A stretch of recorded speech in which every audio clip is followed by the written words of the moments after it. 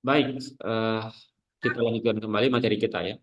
Nah, saya review dulu sedikit atau sebentar materi yang kita bahas di awal tadi ya.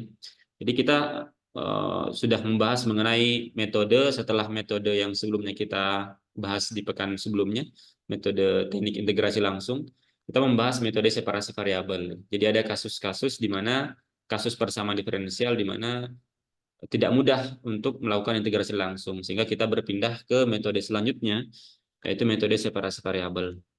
Nah, dari bentuk persamaan diferensial orde 1 yang sudah kita tunjukkan pekan sebelumnya, itu kita sederhanakan menjadi bentuknya seperti ini ya.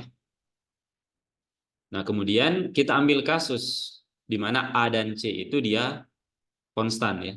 Jadi secara umum A dan C itu dia merupakan fungsi dari X ya. Ya, kita ambil kasus sederhana dulu ya. Kita anggap bahwa A dan C itu dia merupakan fungsi, dia merupakan bilangan konstan. Jadi hanya merupakan konstanta saja ya di depan Y dan D suku di ruas kanan. Kemudian caranya bagaimana metode separasi variabel kita lakukan? Pertama kita kumpulkan dulu suku diferensial semuanya di ruas kiri. Kemudian nah, di sini kita kalikan dia. Bagaimana caranya? Kita kumpulkan di ruas kiri semuanya variabel Y, di ruas kanan semuanya variabel X. Ya. Di sini kita kalikan dengan dx per C dikurang AY. Sehingga di ruas kiri sekarang tinggal menyisakan suku ini, di ruas kanan tinggal dx saja. Baru kemudian kita integralkan. Nah, di sini C dikurang AY itu hanya merupakan fungsi dari Y saja ya, karena C itu konstan, A itu konstan. Sehingga di sini tinggal menyisakan variabel Y saja. Karena di sini agak sulit kita integrasi langsung, kita bisa misalkan C dikurang AY ini menjadi suatu fungsi yang baru, misalkan U ya. Ini trik untuk memudahkan kita menyelesaikan integralnya. Jadi disebut dengan metode pemisalan. Jadi kita misalkan U sama dengan C kurang AY, DU DY itu sama dengan minus A.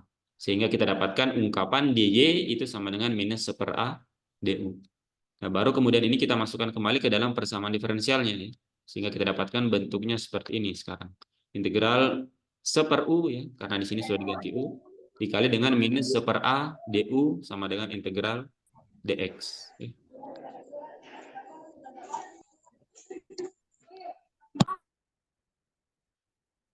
Nah, baru setelah itu kita integralkan setelah kita pisahkan ya. Jadi sekarang persamaannya di ruas kiri hanya tinggal U saja, variabel U. Kita anggap U ini variabel yang baru ya. Kemudian di sebelah di ruas kanan tinggal X saja. Minus 1/A bisa kita keluarkan dari integral karena dia konstan. Integral DU per U itu sama dengan ln U. Integral dx sama dengan X. Dan ditambah dengan konstan. Ya.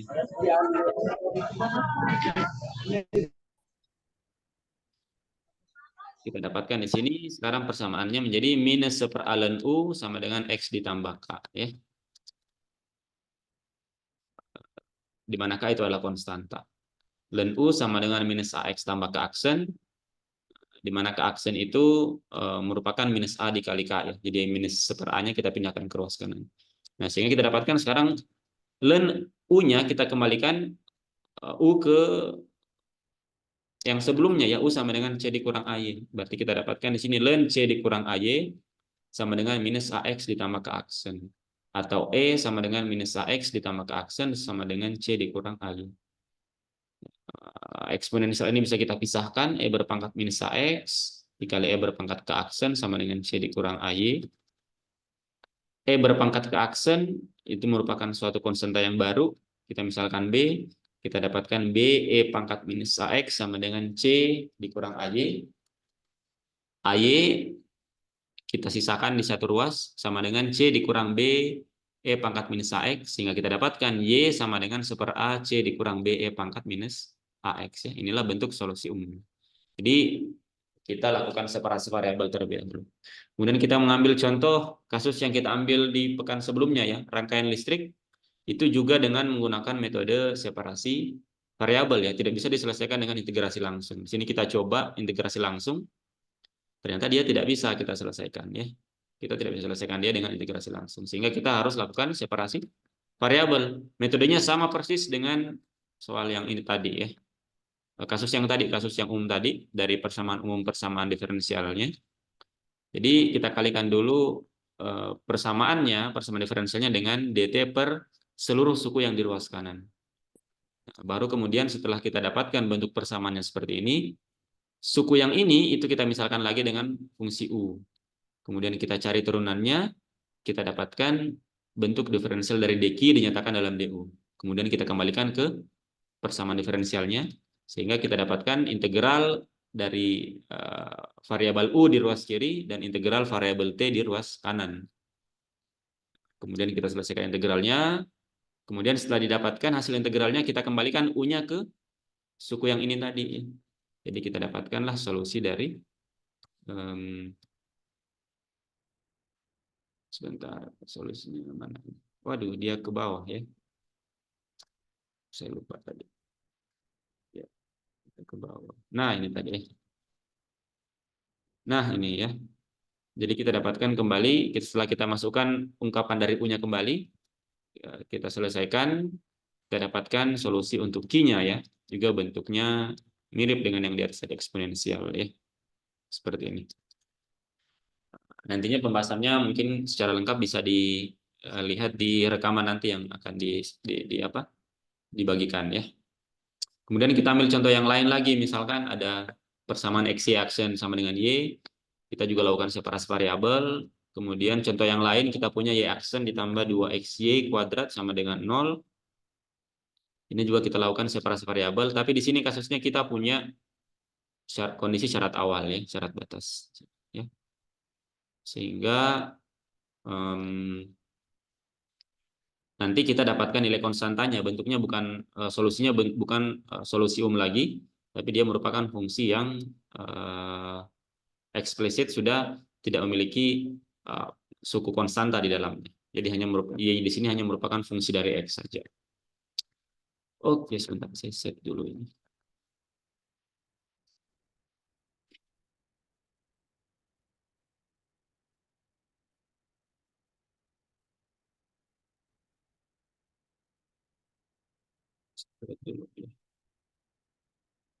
Sebentar ya.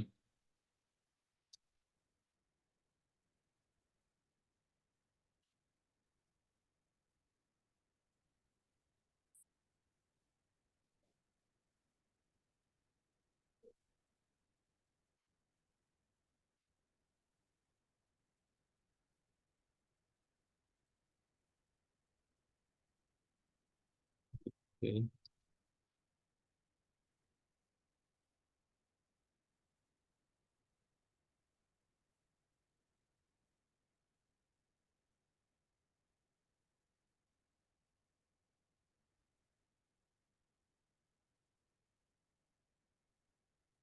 Oke, ini sudah berlanjut. Oke, mungkin kita ambil satu contoh lagi ya.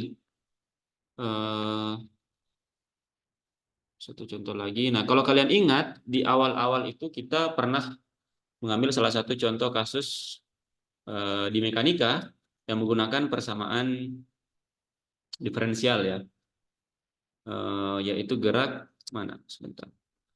Gerak jatuh bebas ya. Gerak jatuh sebentar mana? Nah, mana sebentar. Di mana ya? Nah, ini ya. Kita mengambil contoh untuk kasus teknik dengan menggunakan metode teknik integrasi langsung adalah gerak jatuh bebas ya. Di mana dengan mudah persamaannya kita dapatkan dengan integrasi langsung ya. Misalkan ada partikel yang jatuh bebas, kita bisa ketahui berapa kecepatannya setiap waktu ya. Kita dapatkan di sini kecepatannya ternyata sama dengan gt ya.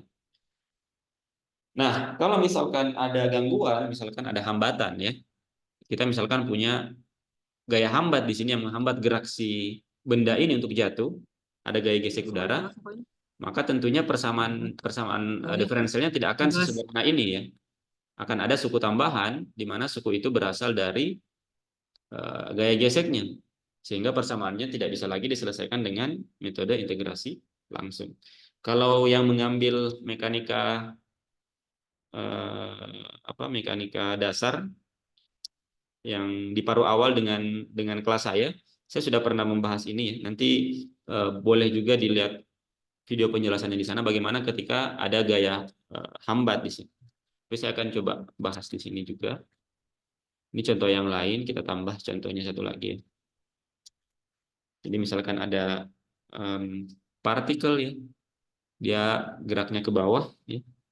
Kecepatan awalnya 0 akibat pengaruh gaya gravitasi, tapi dari bawah itu juga ada gaya gesek udara ya, misalkan kita sebut saja FH ya. Kita sebut saja FH, di mana FH ini itu merupakan gaya hambat ya. FH itu gaya hambat udara. Nah, biasanya gaya hambat udara itu sebanding dengan kecepatan dari si partikelnya ya. Jadi kalau semakin cepat partikelnya maka gaya hambatnya semakin besar. Biasanya FH-nya kita rumuskan dengan sebut saja minus Kv ya. Di mana K ini adalah konstanta yang ditambahkan agar dimensi kedua ruas itu sama. Dan tandanya minus karena arahnya itu berlawanan dengan gerak si partikelnya ya. Gerak partikelnya ke bawah, maka gaya geseknya itu ke arah atas. Nah, kalau digerak jatuh bebas tambah gaya hambat, kita dapatkan tadi bahwa kecepatannya itu dia sama dengan JT ya, seperti ini. Nah, sekarang kalau ada gaya hambat, kira-kira kecepatannya itu seperti apa? Ya. Nah, kita kembalikan ke hukum Newton kembali ya. Ke hukum Newton, kita punya sigma F itu sama dengan M dV dt ya, seperti ini. Atau MA, A itu dV dt. Nah, gaya-gaya yang bekerja itu selain ada gaya berat, maka ada gaya hambatnya ya. Maka di sini ditambah dengan FH. FH-nya adalah minus Kv. Berarti persamaannya di sini menjadi Mg dikurang Kv sama dengan M dV dt.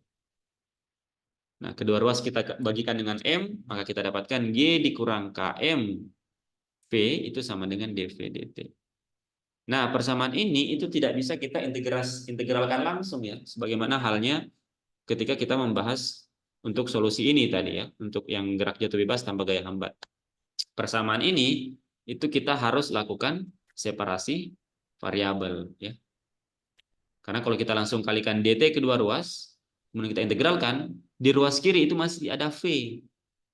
Sehingga kalau kita integralkan terhadap dt, dia tidak bisa karena v itu merupakan fungsi t. Sedangkan v sendiri kita belum tahu bentuk eksplisitnya seperti apa. Karena itu yang akan kita cari. Kita juga tidak bisa pindahkan dia langsung ke ruas kanan, karena akan ada suku dt-nya nanti ketika sudah dikalikan dengan dt kedua ruas. Ya. Maka satu-satunya cara adalah dengan kita lakukan separasi variabel. Bagaimana caranya? Nah, ini kita kalikan kedua ruas dengan karena di ruas kanan kita mau hilangkan dt-nya, di ruas kiri kita mau hilangkan v-nya. Berarti kita kalikan dengan dt per g dikurang k per m v. G, K, dan M ini dia konstan sehingga dia tidak masalah ketika dia berkumpul dengan salah satu ruas yang mengandung variabel V atau T. Sehingga sekarang persamaannya menjadi, saya tuliskan di sini ya, menjadi dV, ruas kanannya menjadi dV per G dikurang K per MV sama dengan suku di ruas kiri menjadi tinggal sorry ini dt, tinggal dt saja.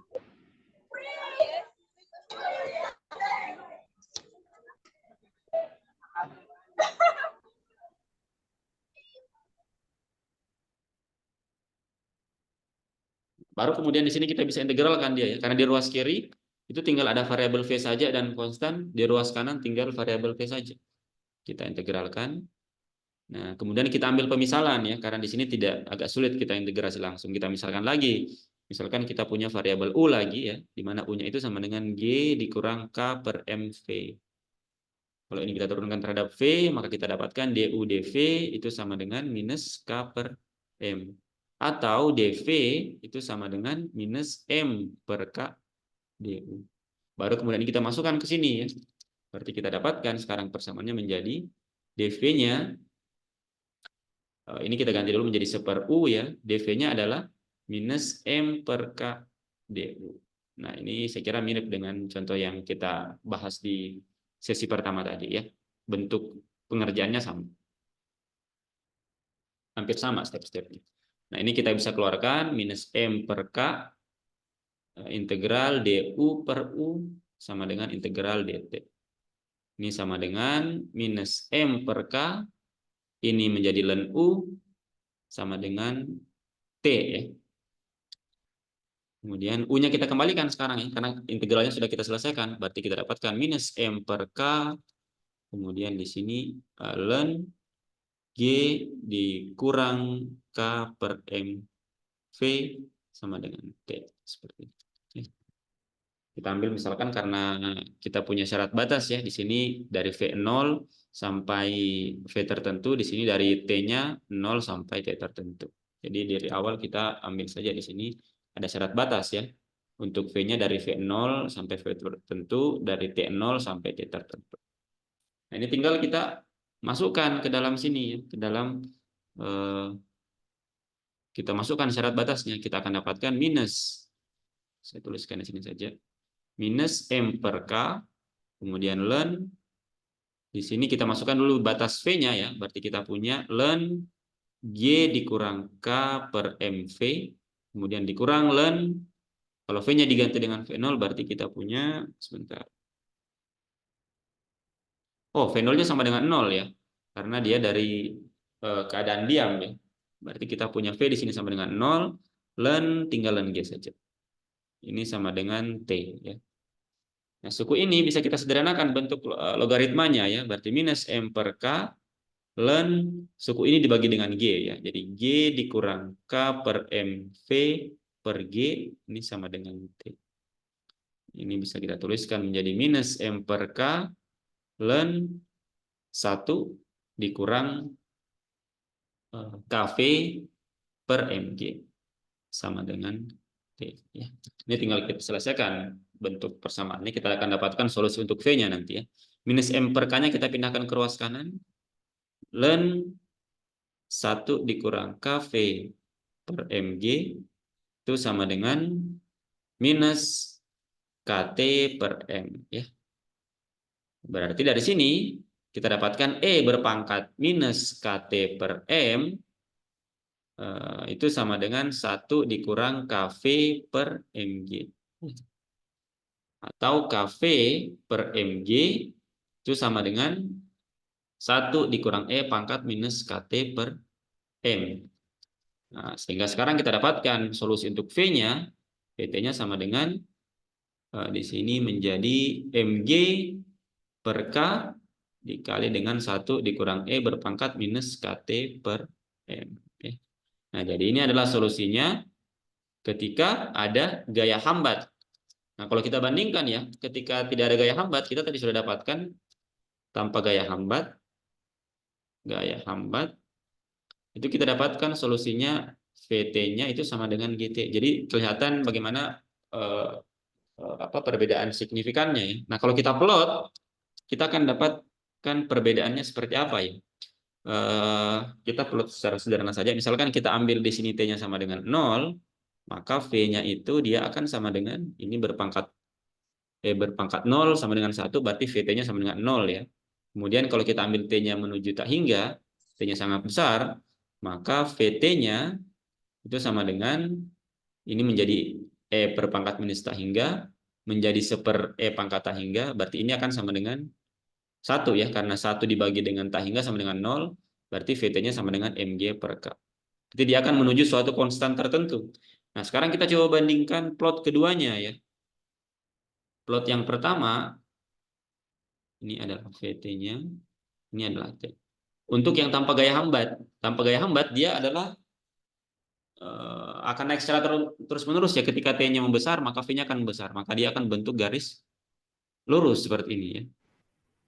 Nah, ini adalah grafik untuk V sama dengan GT. Sedangkan untuk yang ada gaya hambat, ketika V-nya menuju tak hingga, dia akan menuju satu konstan. Ya, misalkan saja konstannya ada di sini ya. Di ini titik MG per K misalkan. Ya. Sini. Nah, untuk kasus yang kedua, maka dia kira-kira grafiknya akan seperti ini. Sorry. Ini eksponensial ya. Nah, seperti ini. Nah, jadi akan ada kecepatan maksimum. Jadi ketika T-nya menuju tak hingga, dia akan menuju satu konstan. Ini untuk V-nya sama dengan MG per K dikali dengan ini ya. Ini yang dengan gaya hambat. Nah, Kecepatan ini itu biasa disebut sebagai kecepatan terminal, ya, atau kecepatan maksimal yang bisa diperoleh oleh apa si partikelnya, karena ada gaya hambat udara. Jadi dia kecepatannya tidak akan menuju tak hingga. Sedangkan untuk V tanpa gaya hambat, kecepatannya bisa menuju tak hingga. Ketika T-nya menuju tak hingga, maka kecepatannya akan sangat besar. Tapi ketika ada gaya hambat, maka akan ada kecepatan terminal, batas kecepatan dari si partikel. Contoh aplikasinya misalkan dalam kehidupan sehari-hari itu ketika tentara melakukan terjun payung ya menggunakan parasut. Nah, akibat parasut tersebut akan ada gaya hambat sehingga si tentara tadi ketika dia terjun, dia akan mencapai kecepatan maksimum ya atau kecepatan terminal sehingga dia bisa mendarat dengan mulus atau dia mendarat dengan kecepatan yang tidak terlalu tinggi ke permukaan ya, ke permukaan tanah. Kalau misalkan tidak ada parasut, maka dia akan mengalami gerak jatuh bebas tanpa hambat. Maka kecepatannya akan sangat besar. Pasti tidak selamat ya. Tapi karena ada parasut, ada gaya hambat, maka dia akan punya kecepatan terminal.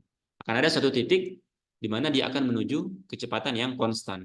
Sehingga kita bisa set dia dengan konstanta tertentu yang diperoleh dari bentuk parasutnya yang tertentu, kita akan mendapatkan kecepatan maksimum atau kecepatan terminal pada parasut tersebut yang bisa memberikan keamanan untuk si tentara tadi. Jadi dia mendarat dengan kecepatan yang rendah atau kecepatan yang tidak terlalu tinggi. Tanpa parasut, dia akan jatuh bebas dan otomatis tidak akan selamat ya. Jadi itu kira-kira aplikasinya di kehidupan sehari-hari ya. Ada contoh yang lain misalkannya dengan ada gaya jadi ada kecepatan maksimum. Oke, jadi itu setelah satu contoh lagi untuk apa aplikasi dari separasi variabel. Jadi ada persamaan-persamaan diferensial yang tidak bisa diselesaikan dengan menggunakan integrasi langsung. Salah satu metode yang lain adalah dengan menggunakan metode metode separasi variabel. Ya. Oke, saya kira materi untuk separasi variabel hari ini cukup sampai di sini.